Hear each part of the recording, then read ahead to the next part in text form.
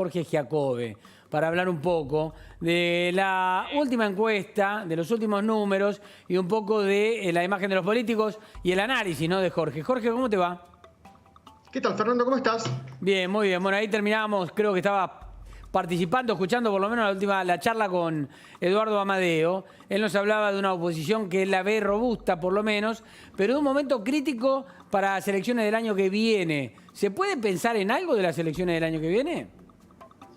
Mira, lo que nosotros medimos hasta ahora en términos genéricos, por supuesto, porque no sabemos cuál va a ser la oferta, digamos, ¿no? Cuáles van a ser los productos que estén en la góndola de la política. Hoy por hoy sabemos que el 33% de los argentinos quiere que el gobierno gane las elecciones, es decir, que al Frente de Todos gane las elecciones. 33 nacional, Fernando. No va a ser una elección nacional, va a ser una elección donde esos guarismos van a asumir distintos valores en cada provincia, me refiero. Sí. Pero 33 en términos nacionales, que es muy cercano al 35 que Cristina tiene siempre, a su 35 duro. Sí. Ahora, del otro lado, en la otra esquina del ring, hay ya 54% de argentinos que quieren que el Frente de Todos pierda las elecciones y que van a construir en cada uno de los distritos, a niveles provinciales y a niveles municipales, una herramienta para pasarle una factura al gobierno. Veremos cómo se ordena el paño de la política para ver si ese 54%, que además está en crecimiento, en qué medida se astilla, en qué medida se atomiza, ¿no? O si se convierte de vuelta en una elección de elegir entre Frankenstein y el hombre lobo, que es lo que ha dominado la política argentina en las últimas décadas. Vos sabés que creo que tenemos los números del trabajo de ustedes. Para empezar a repasar, mirá, ahí lo tenemos. Las imágenes de los políticos. Rodríguez Larreta, positiva, 39,2. ¿Regular sería gris? Claro, regular el gris y 26 puntos, 25,7 la negativa.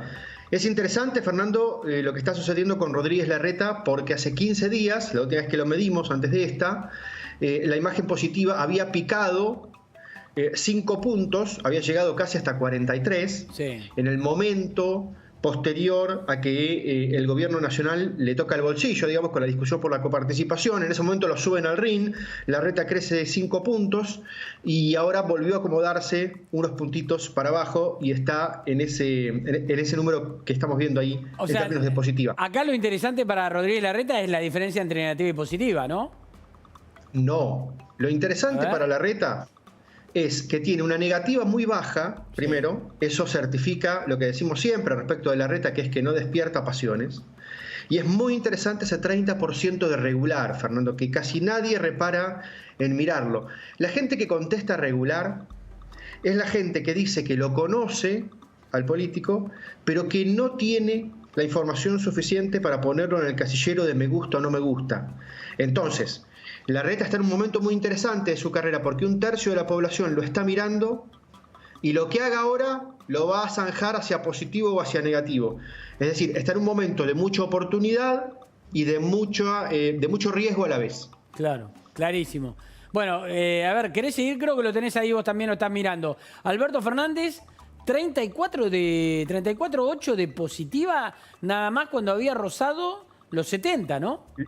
Los 68 puntos, había llegado a 68 puntos de imagen positiva a fines de marzo, en el mejor momento cuando se puso en el rol del padre protector y se pudo conectar, digamos, con la necesidad de la opinión pública, y ahora cayó a 35, que es un poquito menos que el 37 con el cual había entrado a la pandemia, Fernando. Es decir, está casi, te diría que un escaloncito abajo del momento inicial. Lo importante en el número de Alberto es que ya tiene más de 50 puntos de imagen negativa. Tener más de 50 puntos de imagen negativa te pone frente a un escenario muy difícil en otra elección presidencial, por si tenés que ir a segunda vuelta, ¿no? Con más de 50 de negativa perdés con cualquiera, excepto que vayas contra otro que también tiene más de 50 de negativa. Claro. Jorge, acá tenemos a los 5 referentes probablemente más importantes de la política de la actualidad, pero seguramente no van a ser candidatos el año que viene porque tienen distintos cargos ejecutivos la mayoría. ¿Cómo se pueden trasladar estos números a los candidatos que lleven a los que salgan a la cancha el año que viene? Bueno, mira, es interesante la pregunta porque desnuda que las dos principales partes del par de opuestos que domina la política está con una crisis dirigencial muy importante. A mí me parece que el oficialismo está más complicado todavía que la oposición, porque Cristina ya está muy desgastada, porque Alberto está muy desgastado y va a terminar peor, porque Kicillof también, estoy hablando para estas elecciones y para las otras, Sí. y después no viene nada. No viene nada. Ellos tendrían que estar construyendo hoy dirigencia para el mañana, para las dos elecciones. Se necesita mucha. Hacer un planteo nacional. Son por lo menos candidatos en los 2.500 municipios que hay en la Argentina y de ahí para arriba. Sí. Y no tienen nada. Nada. Por el lado de la oposición hay no una estrategia, sino 3 estrategias diferentes. La de las halcones, la de las palomas y la de los sujetos tácitos. Claro. ¿Okay? Es decir, la de aquellos que no hablan para no arriesgarse, para no comerse las piñas, diciendo, me parece con justa razón, que si el kirchnerismo y el peronismo quisieron gobernar este país, que se coman los sopapos ellos. Ahí tenés a Vidal, ahí tenés a Macri también. Vidal mide 15 puntos más que Macri, pero los dos están en la misma estrategia. Tenés la de aquellos que no pueden evitar el momento porque están a cargo de un ejecutivo y entonces buscan mostrarse afables con el momento y no poner palos en la rueda. Ahí tenés a Rodríguez Larreta, y estábamos viendo recién su suerte, que vendrían a ser las palomas. Y después tenés la de los halcones, que son aquellos que dicen que al kirchnerismo no le puedes dar 1 centímetro de ventaja y hay que salir a marcarle la cancha todos los días. Patricia Bullrich, lo digo yo. Ahí tenés a Patricia Bullrich, que fue la que quedó mejor parada. Lo único que quedó flotando del hundimiento de todo el gabinete de la gestión de Macri, digamos, Claro. que tiene un buen ratio de imagen positiva. Todavía Patricia, que asciende a 39, casi 40 puntos. Claro. Déjame seguir con los dirigentes que tenés acá. Los dirigentes. Cristina, vicepresidenta, ¿no? Cristina Kirchner, esta foto de Cristina, que la tienen 60.7 de negativa y 29.9 de positiva, ¿es la foto con la cual empezó la vicepresidencia?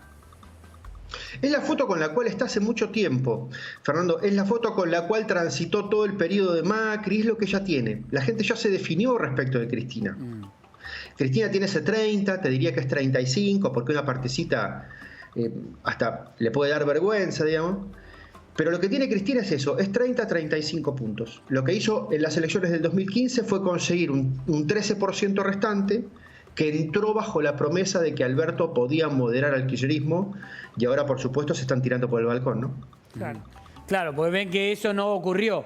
Y ese 13%, ¿es el aporte que le dio Massa en su momento a la fórmula? No, Massa no medía 13%, ni 15, ni 10. Medía muy poquito antes de la presidencial, cuando se lo medía por separado. La importancia de adquirir a Massa es una importancia más bien simbólica, digamos, esa importancia simbólica de que realmente estaban juntando al peronismo, pero no tenía que ver con los votos. Y el 13% tampoco era de Alberto. Insisto, ese 13% era de gente que quería castigar a Macri, y lo quería castigar con una herramienta que le pudiera doler, y la única herramienta era esta. El problema para esa gente es que Cristina estaba en la boleta, a Cristina no la querían, y entonces Alberto fue la excusa. Ahora, podría haber sido cualquier otro. Vos decís, ese 13% ahora se está queriendo tirar por el balcón. No se va a tirar por el balcón, se va a tirar en algún otro candidato. ¿Quién puede quedarse con ese 13%? Bueno, para una elección legislativa eso puede generar algún nivel de atomización. Es decir, ahora podemos tener un tercer elemento que mida 12 puntos, 15 puntos, que tampoco va a tener que ver, Fernando, con el candidato, va a tener que ver con esa tipología de votante que quiere abstraerse de la discusión entre Frankenstein y el hombre lobo. ¿Ok? Así que me parece que puede jugar de una manera en las legislativas. Ahora, en las del 23, donde de vuelta toda la atención va a estar estructurada en torno a 2 opciones, entonces van a tener que decidirse por una y otra, y tienden a decidirse por el opositor, tienden a decidirse por el castigo, incluso sin reparar en la calidad de la herramienta que están utilizando. Jorge, contame una cosa. Todo esto que estamos hablando en clave política, cuando lo llevas a la gente, ¿cómo evoluciona en ese animal político que es la gente que tiene que definir su vida, además de la vida institucional del país? ¿Por qué te lo pregunto? Hoy se cumplen 200 días de cuarentena, ¿sí? En plena pandemia. Con una Argentina que tomó las decisiones que tomó y que en realidad tiene números peores que otros países que tomaron decisiones menos drásticas. ¿Está influyendo en la gente lo que en principio pensó que era un buen plan para encarar la pandemia y ahora está poniendo dudas?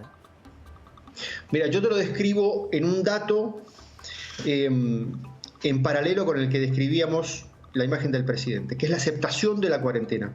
A fines de marzo, el 85% de los argentinos estaba de acuerdo con extender la cuarentena. La primera vez que Alberto la extendió. ¿Ok? Hoy ese 85% se convirtió en 33%. Bajó 52 puntos. Y eso te marca perfectamente cuánto se descompuso el clima social. No es ese gráfico el que estamos viendo, estamos viendo aprobación de la gestión, que también cayó enormemente. Yo te diría que la opinión pública está con el nivel de fastidio hoy que tendría que estar a los 3 años y medio de la gestión. No a los 6 meses, no al año.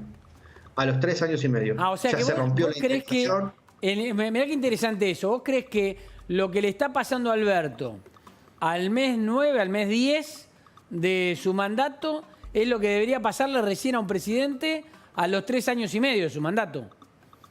Exactamente, exactamente. Mirá que el gobierno de Macri fue muy complicado y muy tortuoso en la vivencia de la opinión pública. Sí. Pero la imagen de Macri aguantó estable 2 años, Fernando, y después empezó a caer, después de las legislativas. Primero pagaron el pato los ministros y después empezó a pagar el pato el presidente. Es decir, primero la línea defensiva y después el arquero. Claro. Hoy lo que sucedió es que el arquero se puso adelante de los defensores y ya nada vale nada. Y hoy 7 de cada 10 argentinos está pidiendo un cambio en el gabinete, parcial o total, pero 7 de cada 10 argentinos. El presidente lo va a tener que entregar. Ese es buen ejemplo, porque en realidad los ministros nunca le funcionaron como fusible. Siempre él se puso como primera línea de embate. Y claro, y ese era el riesgo. La virtud de alcanzar en un momento 68 puntos de imagen positiva, sí, asustar a todo el mundo, inclusive a los propios. Bueno, a ver, se congeló un poco ahí el audio de la imagen. Estamos hablando con Jorge Giacobbe. Empezaba Jorge a transitar un terreno diciendo que ese crecimiento en imagen de Alberto Fernández había asustado a los propios, que fue lo que le pasó con el kirchnerismo. El kirchnerismo tuvo que salir a darle batalla rápidamente a Alberto Fernández. Cuando vio que Alberto Fernández se posicionaba, producto de la pandemia, en el centro de la escena y empezaba a crecer en imagen y llegaba casi al 70%. Algo que no fue resistido por el kirchnerismo, que salió a darle batalla interna rápidamente, ¿no? Totalmente, Fernando. Es el reflejo de lo que fue esta gestión. Me parece que el dato que da Jorge bien interesante es que estos niveles de caída en la imagen positiva recién se dan 3 años y medio después, ¿sí?, del comienzo del mandato. Y en este caso, como decía Giacobbe, está pasando 10 meses después. Ahora bien, ¿es la cuarentena o es la economía, no? Me parece que esa es la clave también, ¿no? Porque no solo lo que tiene que ver con lo sanitario es lo que ha generado una merma seguramente en la imagen de Alberto Fernández, sino también un montón de medidas muy contundentes en materia económica, cepo al dólar, por ejemplo, a la cabeza. ¿Está Jorge de vuelta? ¿Jorge Giacobbe? Ahora sí, Jorge, decías y empezabas a definir que también asustó en la interna, ¿no?, el crecimiento de imagen de aquel momento de Alberto Fernández. Claro, exactamente, exactamente. De hecho, la principal oposición hasta ahora ha sido Cristina.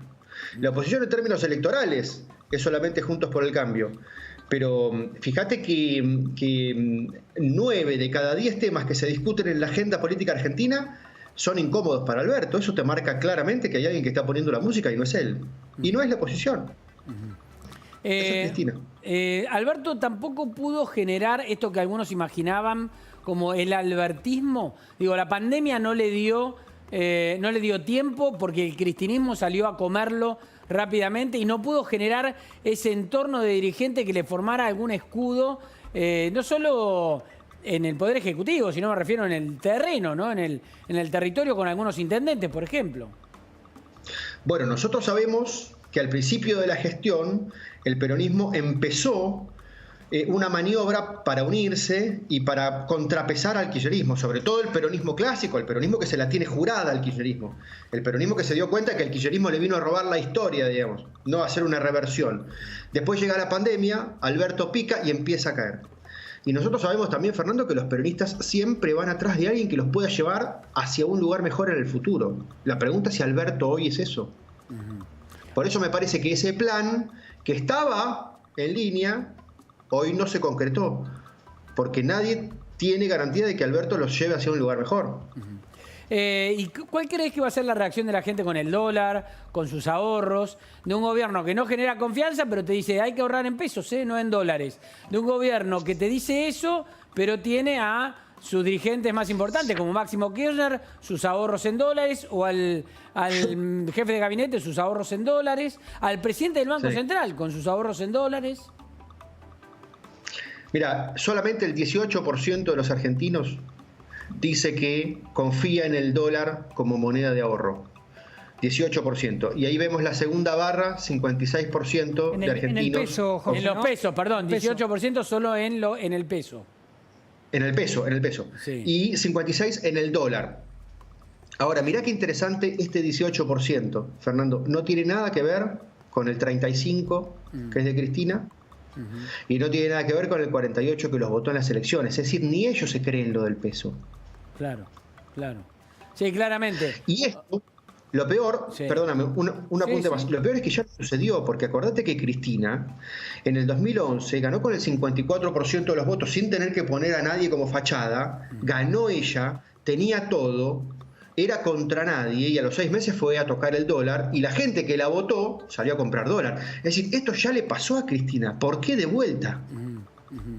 Yo digo, ¿por qué los ministros de Economía no leen un poco más de historia en vez de leer tanto de economía, ¿no? Y aprenderían un poco más de lo que puede suceder con las medidas que toman. Yo creo que tendrían que leer sobre psicología, Fernando, no tanto sobre historia.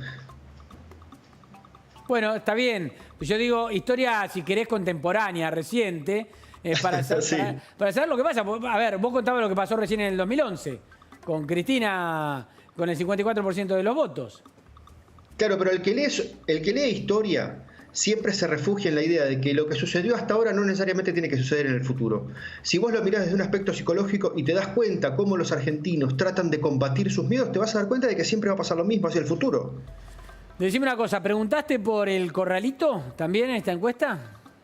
Preguntamos por el corralito y mirá el nivel de miedo que hay en los argentinos, que el 57%, teme que el gobierno implemente un corralito a las cuentas bancarias contra un 27,7%, casi 28% que no.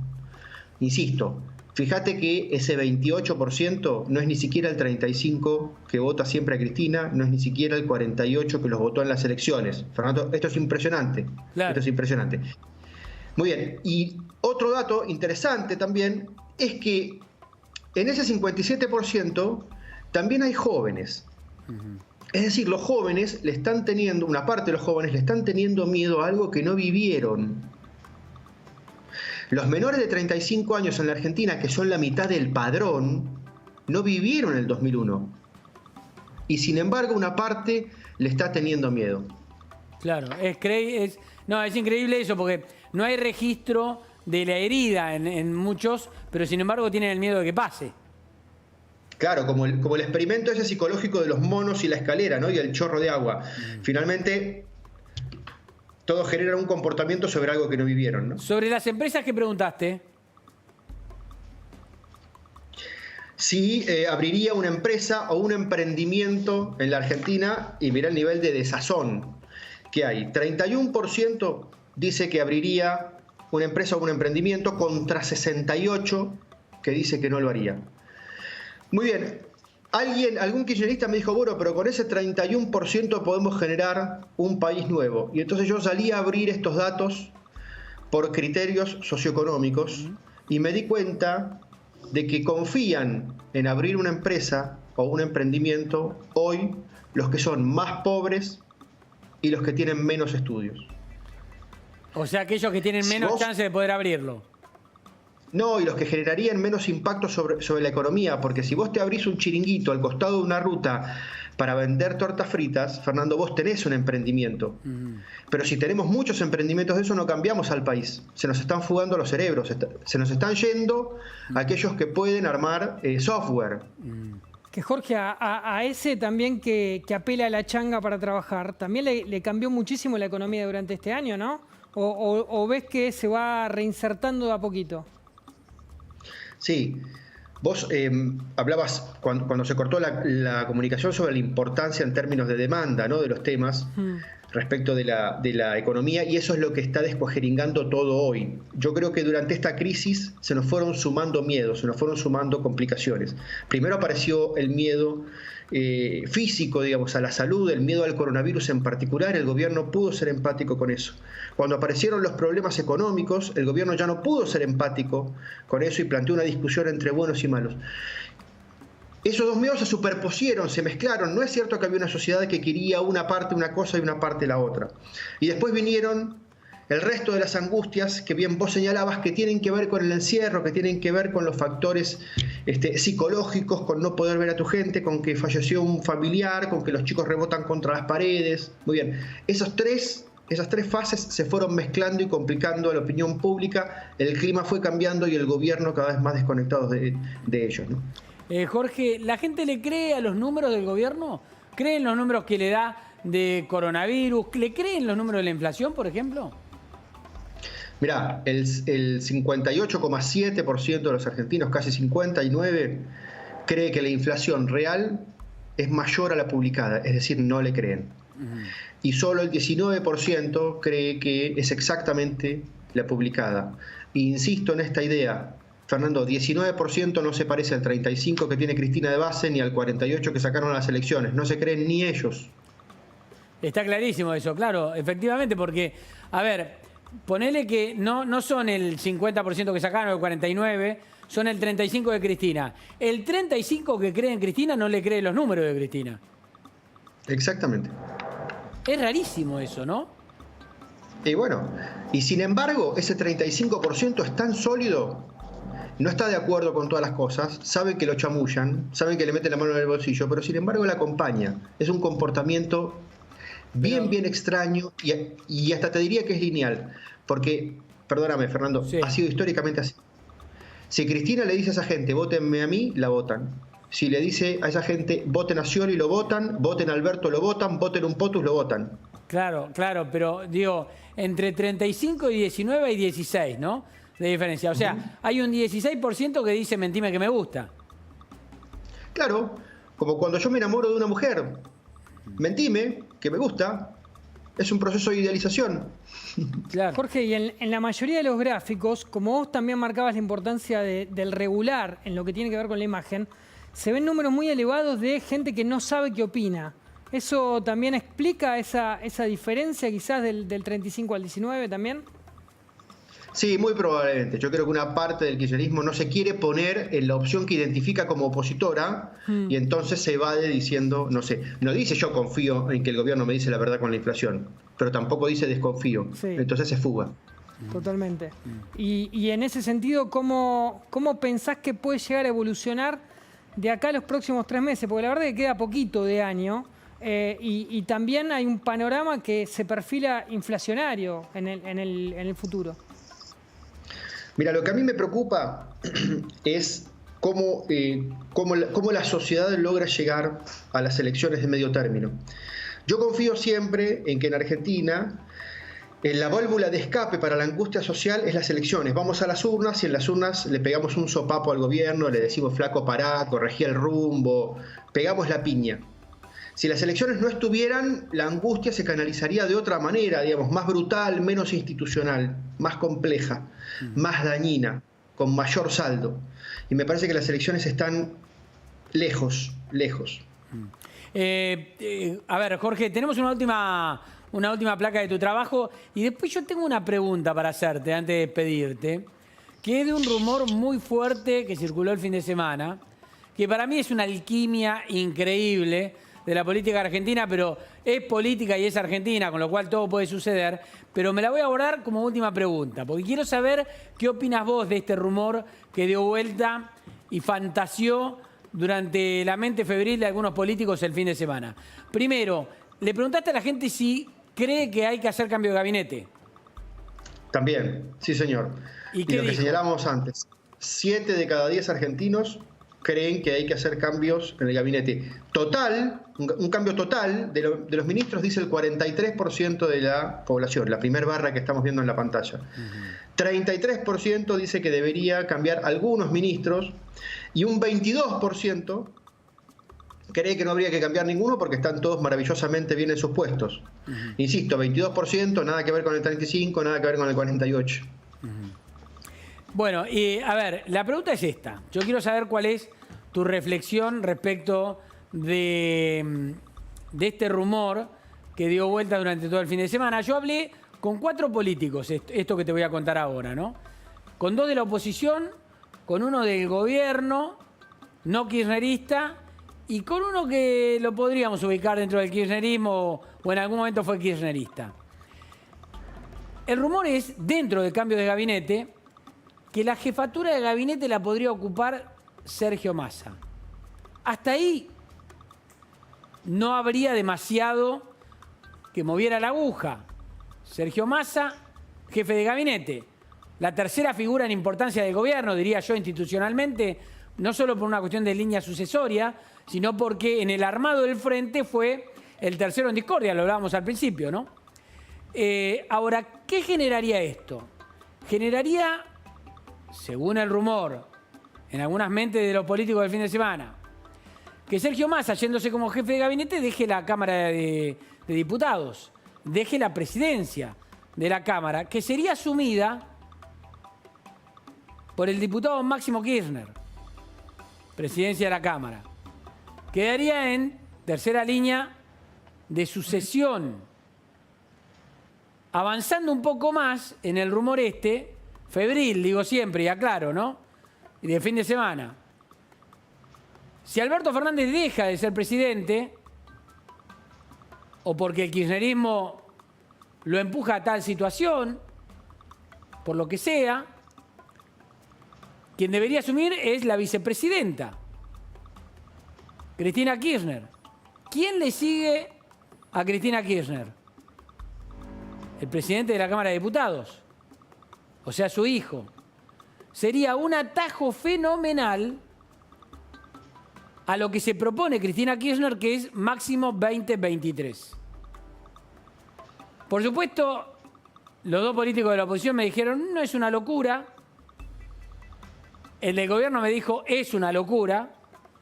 Y el kirchnerista me dijo, no sabe, no contesta. ¿Qué crees vos de este rumor? Yo no, a ver, el proyecto de Sergio Massa es ser presidente de la Argentina. Después veremos si la opinión pública lo acompaña o no. No creo que acepte la gorra de capitán del Titanic. No creo que la acepte, yo tampoco se lo aconsejaría.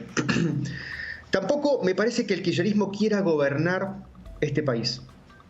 Me parece que el proyecto de Cristina era no gobernar y no ir presa. Y para eso necesitaba un candidato que le bancara los trapos, como decimos en el barrio. Y la operación le salió maravillosamente bien. Me parece que no hay ninguna razón para pensar que Cristina quiera que a Alberto se le enjabone la escalera o suceda algo.